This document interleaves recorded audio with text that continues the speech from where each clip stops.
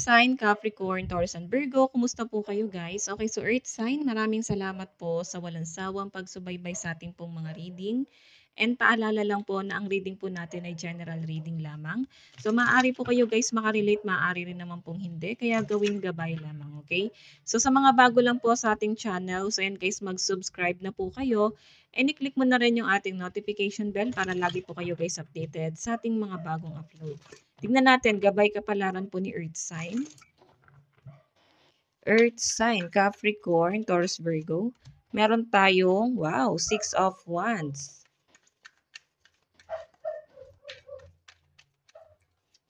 Meron tayong transformation. Meron tayong Ace of Wands. So, nakakatuwa guys kasi puro siya new beginning. So, ayan victory. Six of Wands is victory, wise choice that bring public recognition and success, promotion, award, or scholarship. A significant life experience that requires changes to be made, powerful and often unexpected relief, breaking free of procrastination, releasing old belief system. Dito muna tayo guys. Actually guys, ito I think yung iba sa inyo magkakaroon ng promotion or maaaring scholarship or merong kang blessing na marireceive, pwedeng good news. Yung iba sa inyo guys, maaaring makukuha mo yung mga bagay na pinaghirapan mo. Okay, magkakaroon ng success talaga sa buhay mo guys sa pinapakita sa akin dito. So, eto yung iba rito na maaaring may inaalis na po sa buhay mo kasi may transformation dito. Temptation, maaaring na-tempt ka dun sa mga maling bagay. So, earth sign yun yung kailangan mong baguhin. Okay? Ito kasi guys, transformation is parang temptation din siya. So, saan ka ba na-tempt? For example, dito sa group of people na to, sa mga friend na to, sa circle of friend na to, maaaring na-feel mo na para bang ka-vibes mo sila, makakasundo mo sila, kumbaga magkakamukha kayo guys ng mga hilig. So, na-attract ka nila. Tapos hindi mo alam guys, ito pala yung magiging distraction sa inyo. Kasi temptation lang pala siya. Okay, so I think ito yung kailangan mo guys matutunan.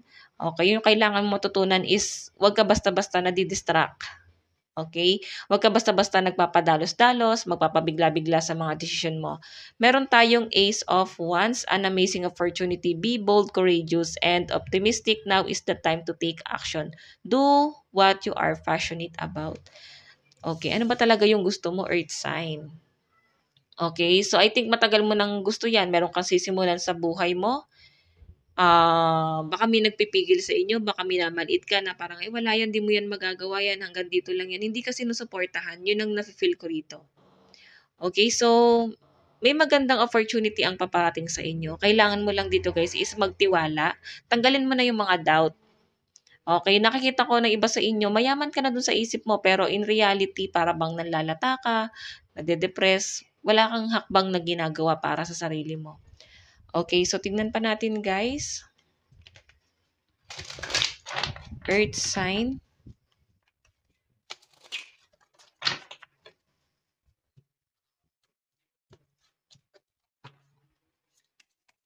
Earth sign. So guys, meron tayong King of Cups.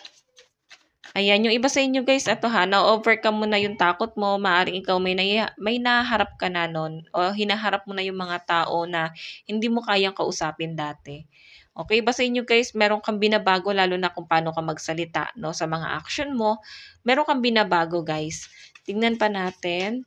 Meron tayong Knight of Cups. Ayan. So, nakakatuwa guys yung pagbabagong ginagawa mo sa sarili mo guys. Siguro natutunan mo siya or na-realize mo na magkaroon ng pag-a-adjust. Okay, so meron tayong the sun. Napakaganda guys kasi puro new beginning siya eh. Pero ang nakikita ko kasi wala pa kayong ginagawa guys. Maganda yung mga plano mo, as in matalino naman talaga yung iba sa inyo. Baka wala ka lang talagang lakas ng loob, natatakot ka na subukan, natatakot ka na baka mag-fail ka, natatakot ka na baka walang mag-support sa'yo or hindi ka nila supportahan, kahit man lang sana moral support. Pero ito guys kakayanin mo siya ng nag-iisa. Meron ka ng bagay dito na ma-overcome mo na sa sarili mo. So, tignan natin guys, pagdating naman sa love life mo. Sa love life naman po ni Earth sign.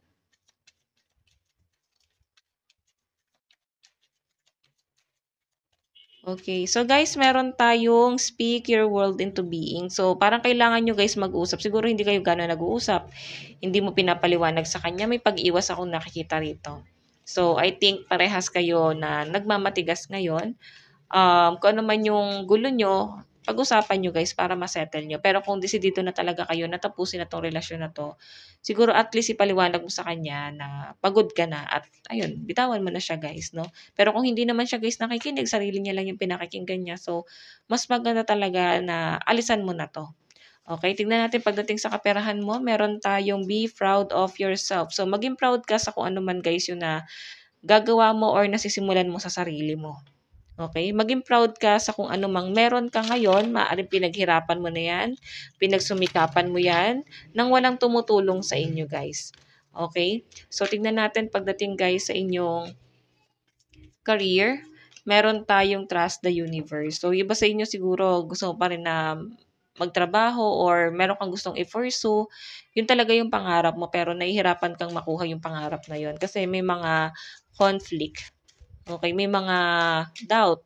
Eto guys, I think yung mga doubt mo na yan, senaryo mo na lang 'to sa isip mo. Okay, tumatakbo lahat sa isip mo. Puro takot kasi yung nakikita ko sa inyo. Ang ganda pa naman guys, oh, may success ka dito. Pero syempre kailangan pa rin guys, may transformation. Ano ba yung dapat mong baguhin?